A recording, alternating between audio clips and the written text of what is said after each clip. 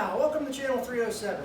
Today we're going to be doing some assembly on this 1972 Suzuki TS 185. As you can see, we already have the swing arm on the frame. This frame has been wire wheeled, sanded down, primed and painted. And this is not a proper restoration. This isn't a bolt and nut restore this back to the way Suzuki had built it in 1972. This is a resto mod. This is a resto mod on a budget. This is a bike that my 12-year-old son purchased for $300, you know, as a power rusty parts, and intends to put together. We're going to try to get it to a show next month before he gets to ride and goes and races it a little bit, hopefully this summer. So I'm going to show you where we're at, what stage of the project we're at, and we're going to do some assembly on this today. So right here we have an important part of any motorcycle build is the motor. Our TS 185 engine has got a fresh bore, it's got a new piston, it's got new seals and gaskets.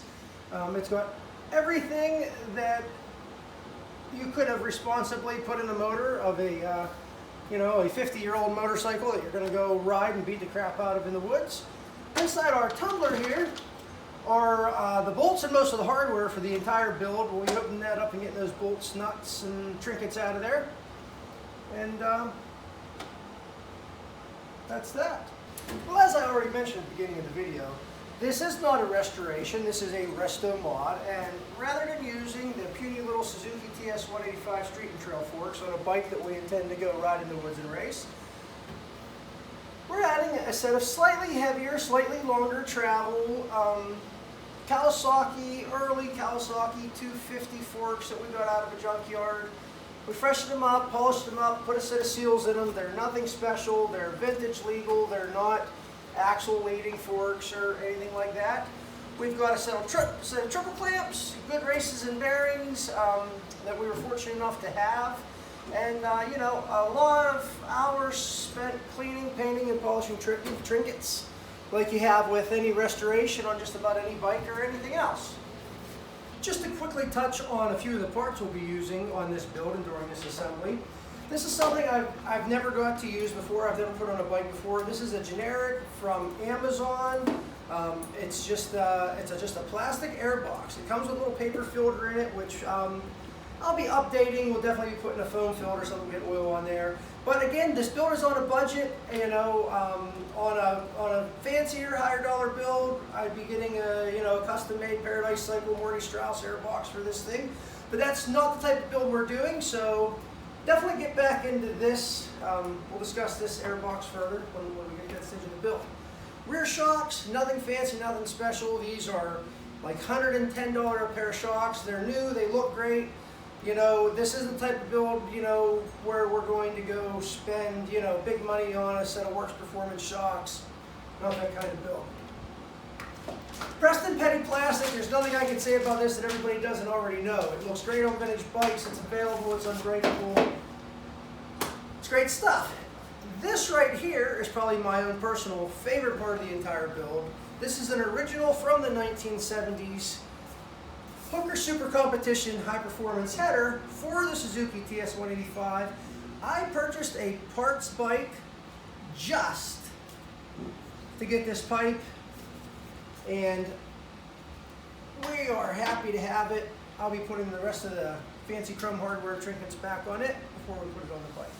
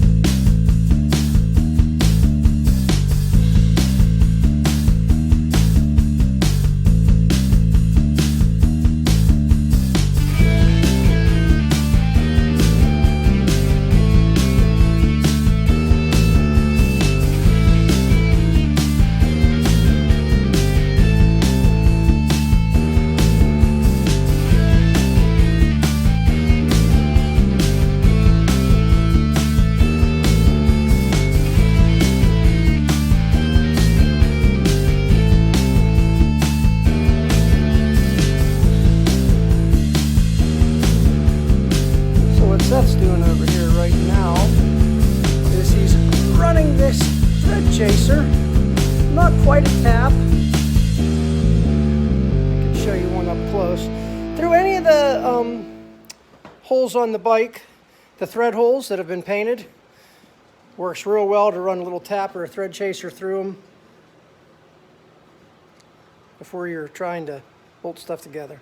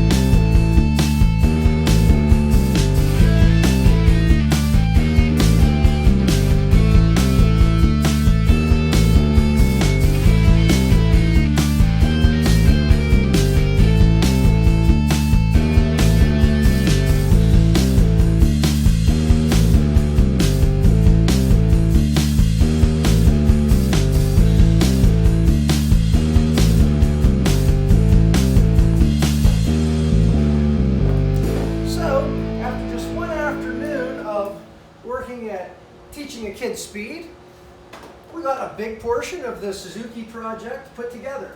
The tank, of course, is just sitting on here. Clearly, it still needs a lot of work, which we're going to be getting to real soon. If you watch the time lapse, you noticed us struggling with the yellow Preston Petty rear fender.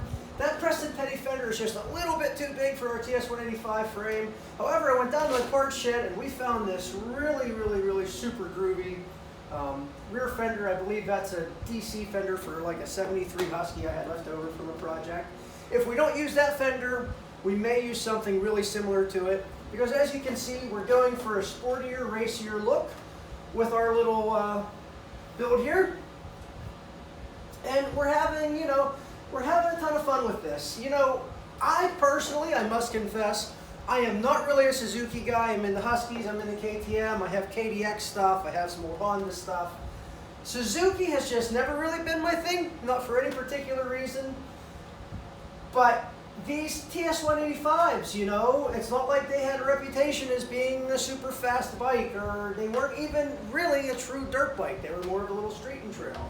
But guys, if you're into vintage bikes, whether you ride them, whether you race them, whether you collect them, the good bikes, they're getting expensive, man. I mean, I own my Huskies. I have some great vintage race bikes, but, again, this is a build on a budget, and, when we're done, if things keep headed the way we are, we should have a really nice, sporty, fun-looking little bike here that we're going to have tons of fun on for years to come. And, there's just nothing better than seeing, as a parent, your kid participate in bringing home this rusty pile of bolts and, getting out there and just sanding and wire brushing and getting the dirt under the fingernails. And, over the course of a couple of weeks, you went from that rusty pile of junk to having, the start of a really cool, fun bike. So I hope you enjoyed this video. We're going to have more of these coming up. We'll get into more details of exactly what we're doing on this build. And I guess that's about it for this one. Thanks a lot, guys. Hope you enjoyed it.